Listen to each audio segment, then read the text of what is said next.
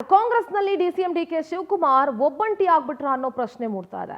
ಬಿಹಾರ ಚುನಾವಣಾ ಪ್ರಚಾರಕ್ಕೆ ಒಬ್ಬಂಟಿಯಾಗೇ ಹೋದ್ರು ಡಿಕೆ. ಸಿಎಂ ಹೊರಟ ತಕ್ಷಣ ಸಚಿವರ ದಂಡೆ ಸಿಎಂ ಹಿಂದೆ ಪ್ರಯಾಣ ಬೆಳೆಸಿತು. ಆದ್ರೆ ಡಿಸಿಎಂ ಡಿಕೆಶಿ ಅವರ ಜೊತೆಗೆ ಯಾರೂ ಹೋಗಿಲ್ಲ. ಕಾಂಗ್ರೆಸ್ನಲ್ಲಿ ಡಿಕೆ ಶಿವಕುಮಾರ್ ಒಬ್ಬಂಟಿ ಆಗ್ಬಿಟ್ರ. ಹಾಗಾದ್ರೆ ರಾಹುಲ್ ಗಾಂಧಿ ಮುಂದೆ ಮತ್ತೆ ಶಕ್ತಿ ಪ್ರದರ್ಶನ ಮಾಡಿದ್ರು ಸಿಎಂ. ರಾಜಣ್ಣ ರಾಜೀನಾಮೆಯ ಸಿಟ್ಟು ಡಿಕೆ ವಿರುದ್ಧ ಸಿಟ್ಟು ಪ್ರದರ್ಶನಕ್ಕೆ ಕಾರಣ ಆಗ್ತಾ ಇದೆಯಾ? ಒಂಟಿಯಾದ್ರ ಡಿಕೆಶಿ ಅನ್ನೋ ಪ್ರಶ್ನೆ ಕಾಡ್ತಾ ಇದೆ. ರಾಜಣ್ಣ ಅವರ ರಾಜೀನಾಮೆಯ ಸಿಟ್ಟು ಮುಖ್ಯಮಂತ್ರಿಗಳಿನ್ನೂ ಮರ್ತಂಗೆ ಕಾಣಿಸ್ತಾ ಇಲ್ಲ. ಸಿಎಂ ಜೊತೆ ಪರಮೇಶ್ವರು, ಬಿಕೆ ಹರಿಪ್ರಸಾದ್ ಹೀಗೆ ಹಲವು ನಾಯಕರು ಬಿಹಾರಕ್ಕೆ ಪ್ರಯಾಣ ಬೆಳೆಸಿದ್ರು.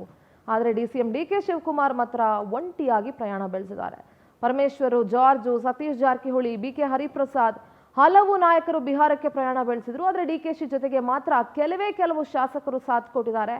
ಈ ಮೂಲಕ ಸಿದ್ದು ಮತ್ತಷ್ಟು ಸ್ಟ್ರಾಂಗ್ ಅನ್ನೋದು ಮತ್ತೆ ಸಾಬೀತಾಯ್ತು ಅನ್ನಂಗೆ ಕಾಣಿಸ್ತಾ ಇದೆ. ಇದನ್ನೇ ಮುಂದಿಟ್ಕೊಂಡು ಕಮೆಂಟ್ ಮಾಡ್ತಾ ಇದ್ದಾವೆ ವಿಪಕ್ಷಗಳು. ಡಿಕೆಶಿ ಅವರನ್ನ ಒಂಟಿ ಮಾಡೋ ಪ್ರಯತ್ನ ನಡೀತಾ ಇದೆ ಅಂತ ಆರ್ ಅಶೋಕ್ ಮಾತನಾಡಿದ್ದಾರೆ. ಹೀಗೆ ವಿಪಕ್ಷಗಳಿಗೆ ಒಂದ್ ಸ್ವಲ್ಪ ಏನಾದ್ರೂ ಸಿಕ್ಕಿದ್ರು ಸಾಕಲ್ಲ, ಅದು ದೊಡ್ಡ ಆಹಾರನೂ ಆಗುತ್ತೆ, ಅಸ್ತ್ರನೂ ಆಗುತ್ತೆ.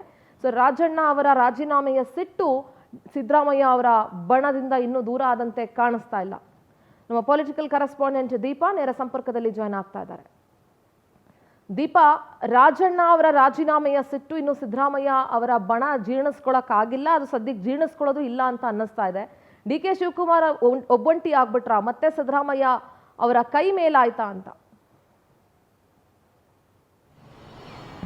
ಸಿಂಧೂರ, ಎಲ್ಲೋ ಒಂದ್ ಕಡೆ ಸಿಎಂ ಸಿದ್ದರಾಮಯ್ಯ ತಾನು ಬಲಿಷ್ಠ ಅನ್ನುವಂತಹದನ್ನ ಮತ್ತೊಮ್ಮೆ ಮಗದೊಮ್ಮೆ ಪ್ರೂವ್ ಮಾಡ್ಕೊಳ್ಳೋಕೆ ಹೊರಟಿರುವಂತಹದ್ದಂತೂ ನಿಜ. ಯಾವಾಗ ಒಂದು ಸ್ಥಾನ ಬದಲಾವಣೆ, ಸಿಎಂ ಬದಲಾವಣೆ ಅನ್ನುವಂತಹದ್ದು ಒಂದಿಷ್ಟು ಚರ್ಚೆ ಇತ್ತು, ಅದೆಲ್ಲದಕ್ಕೂ ಬಹಿರಂಗ ಹೇಳಿಕೆ ಮೂಲಕ ಇತಿಶ್ರೀ ಹಾಡುವಂತಹ ಪ್ರಯತ್ನವನ್ನ ಸಿದ್ದರಾಮಯ್ಯ ಮಾಡಿದ್ರು.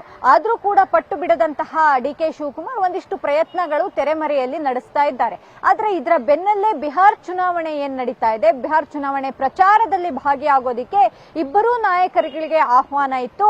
ಆದ್ರೆ ಒಂದು ವಿಚಾರ ಏನಂತಂದ್ರೆ, ಸಿಎಂ ಸಿದ್ದರಾಮಯ್ಯ ದಂಡನ್ನೇ ಕಟ್ಕೊಂಡು ಬಿಹಾರ ಚುನಾವಣಾ ಪ್ರಚಾರಕ್ಕೆ ಹೋದ್ರೆ ಡಿಕೆ ಶಿವಕುಮಾರ್ ಮಾತ್ರ ಒಬ್ಬಂಟಿಯಾಗಿ ಹೋಗಿರುವಂತಹದ್ದು. ಇದೆಲ್ಲದೂ ಕೂಡ ಕಾಂಗ್ರೆಸ್ನಲ್ಲಿ ಡಿಕೆ ಶಿವಕುಮಾರ್ ಒಬ್ಬಂಟಿ ಆಗ್ತಾ ಇದ್ದಾರೆ ಅನ್ನೋದಕ್ಕೆ ಮತ್ತೊಂದು ಮಗದೊಂದು ಸಾಕ್ಷಿ ಸಿಕ್ಕಂತಾಗಿದೆ. ಅದನ್ನೇ ವಿಪಕ್ಷಗಳು ಕೂಡ ಹೇಳ್ತಾ ಇದೆ. ಇದರ ಜೊತೆಗೆ ರಾಜಣ್ಣ ರಾಜೀನಾಮೆಯನ್ನ ಯಾವಾಗ ಹೈಕಮಾಂಡ್ ಸಮಯವನ್ನೇ ಕೊಡದೆ ತೆಗೆದುಕೊಳ್ತು, ಅದೆಲ್ಲದರ ಸಿಟ್ಟನ್ನ ಸಿಎಂ ಮತ್ತೆ ಅವರ ಗ್ಯಾಂಗ್ ಈ ರೀತಿಯಾಗಿ ತೀರಿಸಿಕೊಳ್ತಿದ್ಯಾ ಅನ್ನುವಂತಹ ಪ್ರಶ್ನೆ ಕೂಡ ಎದ್ದಿರುವಂತಹದ್ದು. ಡಿಕೆ ಶಿವಕುಮಾರ್ ಅವರ ಸಾಲು ಒಂದಿಷ್ಟು ಡ್ಯಾಮೇಜ್ಗಳೇನಿದೆ, ಅವರು ಸದನದಲ್ಲಿ RSS ಗೀತೆ ಆಡಿದ್ದಾಗಿರಬಹುದು ಅಥವಾ ಇನ್ನಿತರ ಅವರ ಸ್ಟೇಟ್ಮೆಂಟ್ಗಳು, ಚಾಮುಂಡಿ ಬೆಟ್ಟಿಗೆ ಹಲವಾರು ವಿಚಾರಗಳು ಅವರಿಗೆ ಮತ್ತೊಂದಿಷ್ಟು ಡ್ಯಾಮೇಜ್ ಅನ್ನ ಕೊಡೋದ್ರ ಜೊತೆಗೆ ಅವರ ಹಿಂದೆ ಯಾರೂ ಇಲ್ಲ ಅನ್ನುವಂತಹದನ್ನ ತೋರಿಸೋದಿಕ್ಕೆ ಇದೊಂದು ಮತ್ತೊಂದು ಸಾಕ್ಷಿ ವಿಪಕ್ಷಗಳಿಗೆ ಸಿಕ್ಕಂಗಾಗಿದೆ. ಆರ್ ಅಶೋಕ್ ಕೂಡ ಅದನ್ನೇ ಮಾತನಾಡಿರುವಂತಹದ್ದು.